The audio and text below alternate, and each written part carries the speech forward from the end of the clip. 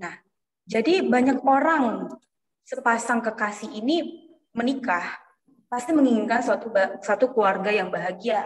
Nah, namun pada realitanya banyak sekali didapati kasus di dalam berkeluarga seringkali terjadinya hal-hal yang tidak diinginkan, seperti halnya konflik antara suami dan istri, anak dengan orang tua, bahkan tidak sedikit yang pada akhirnya berujung dengan kekerasan. Semua orang yang ada di muka bumi ini pasti sangat menginginkan keluarga yang bahagia, yang tercukupi kebutuhan material dan tercukupi semua yang dibutuhkan. Namun, masih banyak masyarakat Indonesia terkhususnya seringkali tidak mendapatkan kebahagiaan dalam rumah tangga, yang pada akhirnya di saat kebahagiaan itu tidak tercapai, maka semuanya berujung dengan kekerasan yang sering dilakukan oleh suami terhadap istri ataupun terhadap anak. Lanjut. Kekerasan dalam rumah tangga adalah setiap perbuatan terhadap seseorang, terutama perempuan, yang berakibat timbulnya kesengsaraan, penderitaan secara fisik, seksual, psikologis, dan penantaran rumah tangga, termasuk ancaman untuk melakukan perbuatan pemaksaan atau pemerasan kemerdekaan secara melawan hukum atau ruang lingkup dalam keluarga. Ini adalah definisi dari kekerasan dalam rumah tangga. Lanjut.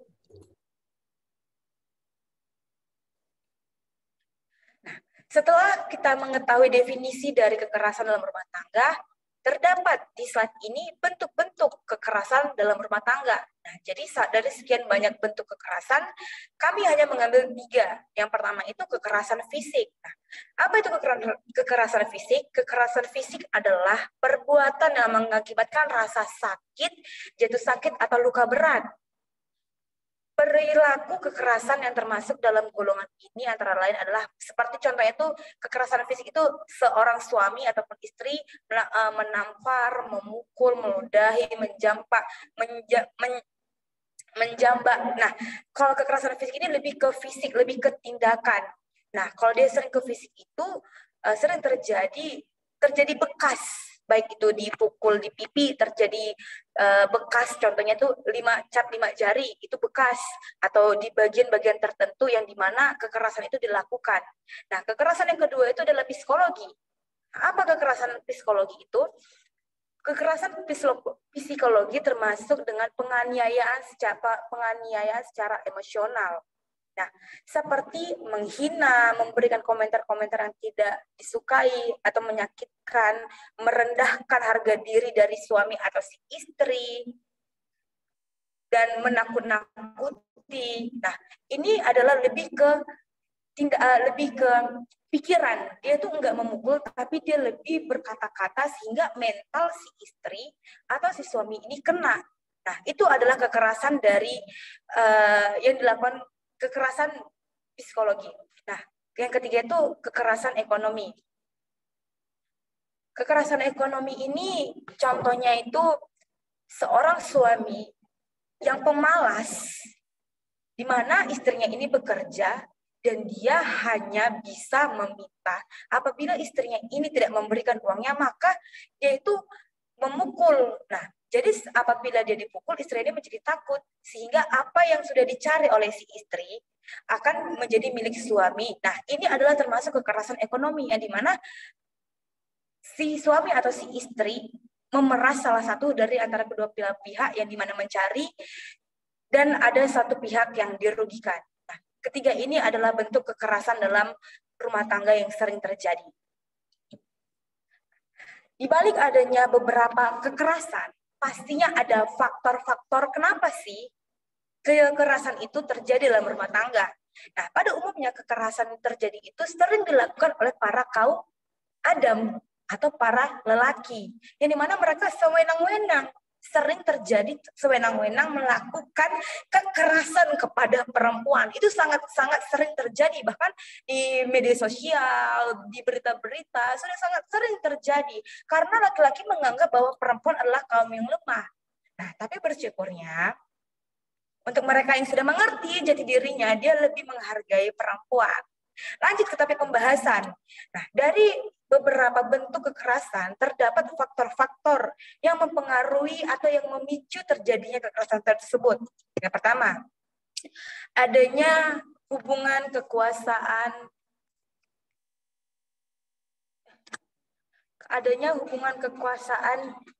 yang tidak seimbang antara suami dan istri.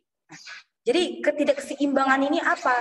Contohnya, si istri lebih dominan dari si suami. Nah, jadi si suami ini merasa kesal, jengkel, sehingga dia tidak bisa menahan lagi,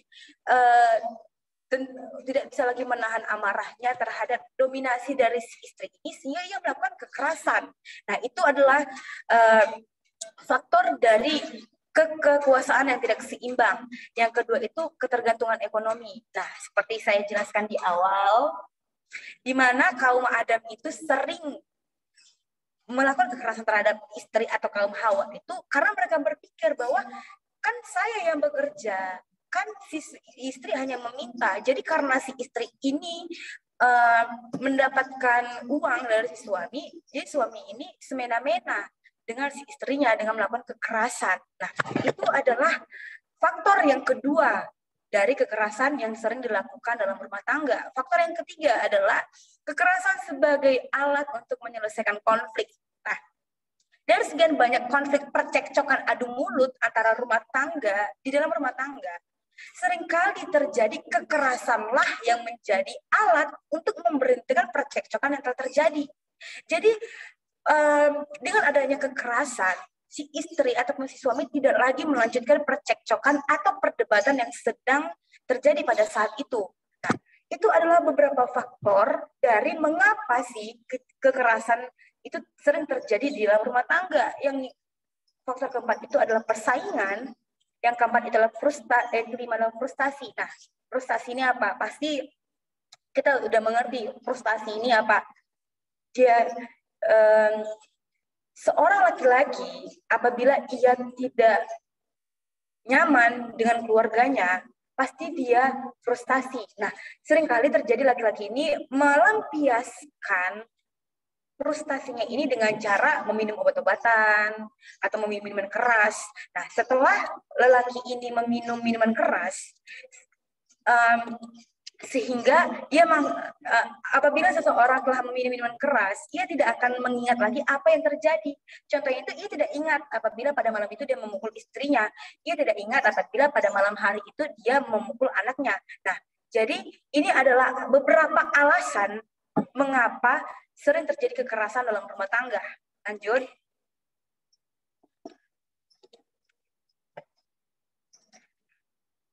Dari beberapa faktor yang terjadi dalam kekerasan rumah tangga, ada juga dampak yang diterima dalam keluarga akibat kekerasan itu. Nah, yang tadi saya jelaskan, seringkali suami yang sering menganiaya istri maupun anak. Nah, jadi dampak dari kekerasan yang dialami oleh istri adalah yang pertama itu mengalami sakit fisik, tekanan mental, menurunnya rasa percaya diri dan harga diri. Jadi apabila seorang istri itu telah dilukai oleh suaminya, ya di mana suami itu seharusnya melindungi keluarganya, melindungi istrinya, sama seperti cerita Yusuf dan Maria. Yusuf dalam Matius 1 menjelaskan bahwa Maria hamil bukan akibat dari hubungan badan antara Yusuf dan Maria, melainkan Maria mengandung Roh Kudus. Nah, apa yang dilakukan Yusuf pada saat itu? Nah, bisa kita lihat sama-sama di Matius 1 ayat 19 mengatakan seperti ini. Karena Yusuf suaminya seorang yang tulus hati dan tidak mau mencemarkan istrinya di muka umum, ia bermaksud menceraikannya diam-diam. Tetapi ketika ia mempertimbangkan maksud itu, malaikat Tuhan nampak kepadanya dalam mimpi yang berkata, Yusuf anak Daud, janganlah engkau mengambil Maria sebagai istrimu. Nah, dari ayat 19 ini kita mengetahui bahwa peran suami itu adalah melindungi istrinya, yang dimana cerita dari si Maria ini, dia itu sudah dianggap pada zaman itu tidak layak lagi atau sedang dalam ayat ini menjelaskan bahwa Yusuf tidak ingin mempermalukan istrinya. Nah, jadi dampak yang kedua itu terjadi pada anak. Akibat dari kekerasan adalah kemungkinan kehidupan anak akan dibimbing dengan kekerasan, peluang terjadinya perilaku yang kejam pada anak-anak akan lebih tinggi. Nah, apabila anak-anak dalam keluarga yang sering melakukan kekerasan, anak tersebut akan terkena mentalnya. Yang dimana apa yang dilihat seorang anak akan direkam dalam otaknya dan hal itu dapat menjadi bumerang untuk kehidupannya selanjutnya. Yang dimana apabila anak ini mengalami kekerasan secara tidak langsung, ia akan menyakiti orang lain. Karena pada hakikatnya orang yang dilukai cenderung melukai orang lain. Nah, jadi ini adalah dampak dari kekerasan yang terjadi di dalam rumah tangga, baik dari dampak istri ataupun si anak. Nah, kehadiran pelayanan pastoral adalah untuk membangun hubungan komunikasi yang baik dan lancar antara anggota keluarga dan menemukan makna yang baik bagi individu-individu dalam hubungan interpersonal, di mana anggota keluarga memiliki kesadaran pribadi, memahami kenyataan yang ada dan menerima realita yang terjadi di tengah-tengah keluarga dan dapat mencapai harapan bersama dengan bekerja sama dalam kesatuan paham, arah, dan tujuan. Jadi peran dari konseling keluarga ini adalah mencari tahu atau mengenengahi permasalahan yang sedang terjadi. Lanjut, Pen.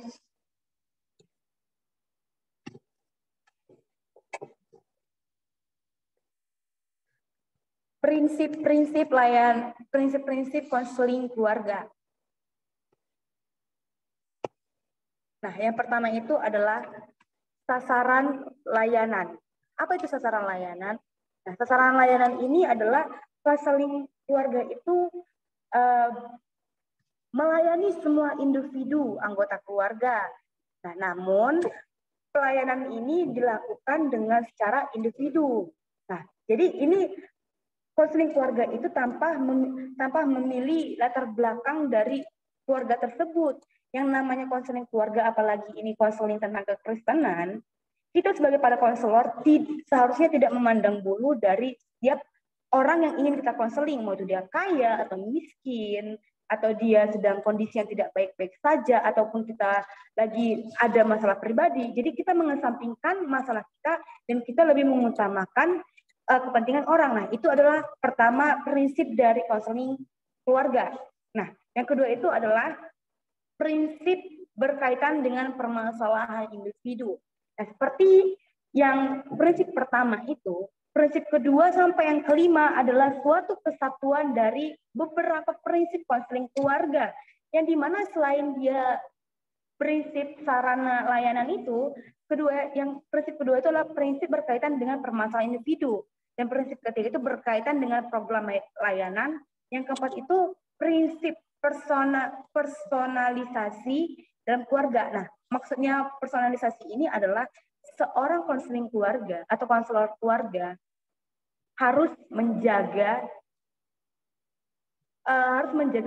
permasalahan dari keluarga ini. Jadi seorang konseling itu tidak membeberkan apa yang ia terima dari informasi dari keluarga yang sedang ia tangani. Nah, ini adalah beberapa prinsip yang harus dimiliki dari konseling keluarga. Lanjut, Pen.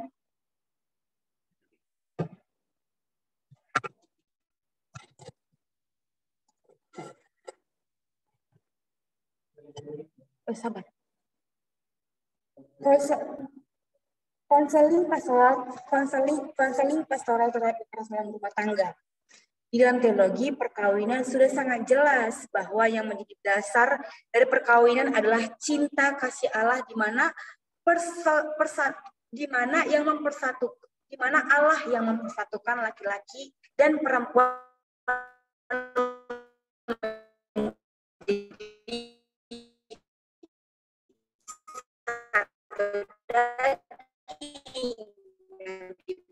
kita tahu itu dalam Kejadian namanya kekerasan keluarga harus dipenuhi cinta kasih Allah. Jadi keluarga itu harus didasarkan cinta kasih Allah. Kunci untuk mendapatkan atau kunci untuk dapat mengalami keberhasilan dalam mengkonseling, apalagi konseling keluarga, adalah mencapai hubungan pribadi dengan mengalami Kristus. Seorang konselor atau pendeta harus memiliki keterampilan khusus dalam menghadapi pelayanan yang seperti ini supaya jemaat dapat tertolong. Nah, jadi untuk konseling keluarga ini dibutuhkan pemahaman yang benar, karena tidak mungkin seorang konselor keluarga itu adalah orang yang hancur, yang dimana orang yang pulih baru bisa memulihkan orang lain.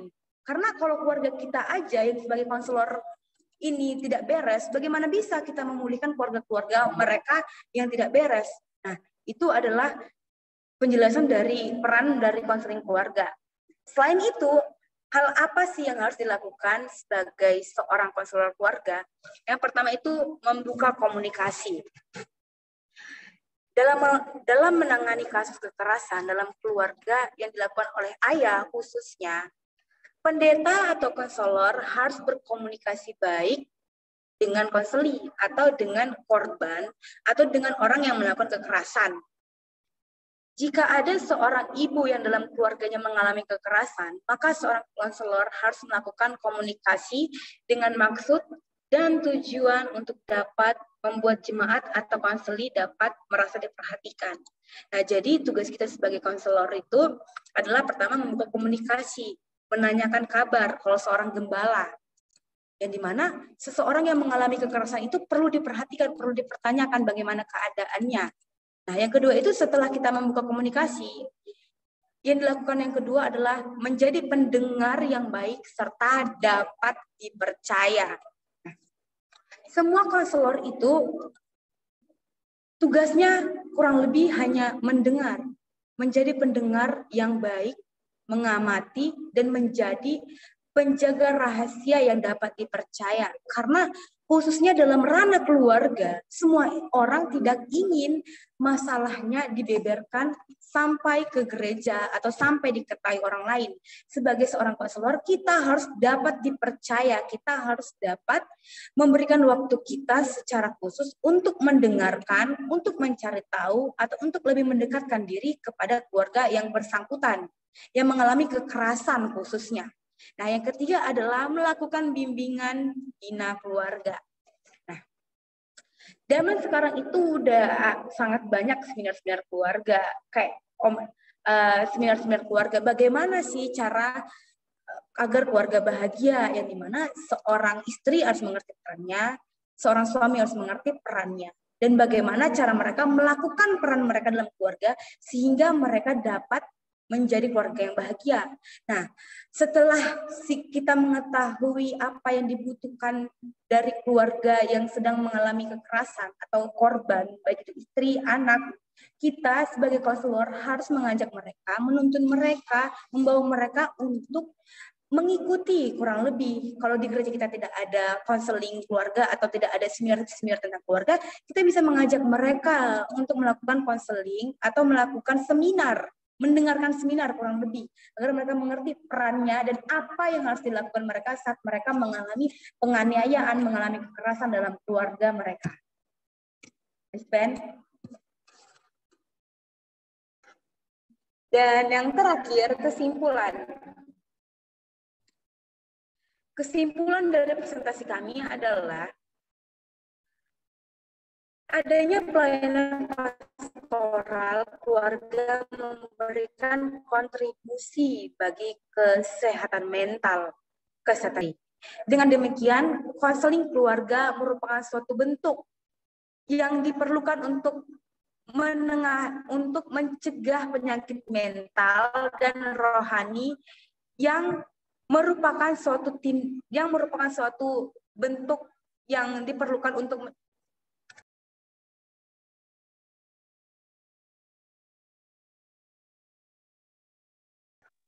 Maaf, saya ulangi. Kesimpulan dari presentasi kami adalah adanya pelayanan adanya pelayanan pastoral keluarga memberikan kontribusi bagi kesehatan mental, kesehatan jasmani, dan rohani pasangan suami istri. Dengan demikian, konseling keluarga merupakan suatu bentuk yang perlu untuk mencegah penyakit mental dan rohani yang pengaruhnya dapat berkelanjutan untuk masa depan. Pelayanan pastoral keluarga memberikan keterampilan bagi pasangan suami istri guna mengatasi permasalahan keluarga yang mungkin muncul di masa depan. Pelayanan pastoral keluarga dapat mengubah secara mendalam peranan, hubungan, citra, atau identitas diri baik suami dan istri. Nah, melalui pelayanan pastoral, keluarga akan diajarkan serta diberikan keterampilan mengenai bagaimana menjalin hubungan kerjasama yang sederajat yang di dalamnya diperlukan komitmen dan kesetiaan.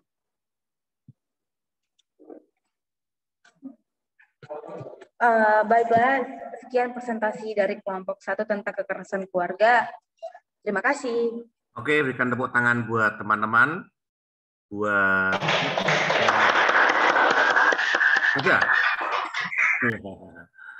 Oke. Ya, kita tidak mungkin bisa presentasi lagi karena kurang 10 menit. Ya. Tapi sekali lagi, Bapak sih yang Bapak rindukan itu penting bahwa kalian ini sebentar lagi akan menjadi hamba-hamba Tuhan. Ya, tolong mulai sekarang persiapkan. Kalian minta Tuhan lengkapi aku dengan baik supaya bisa jadi berkat untuk kemuliaan Tuhan lebih lagi.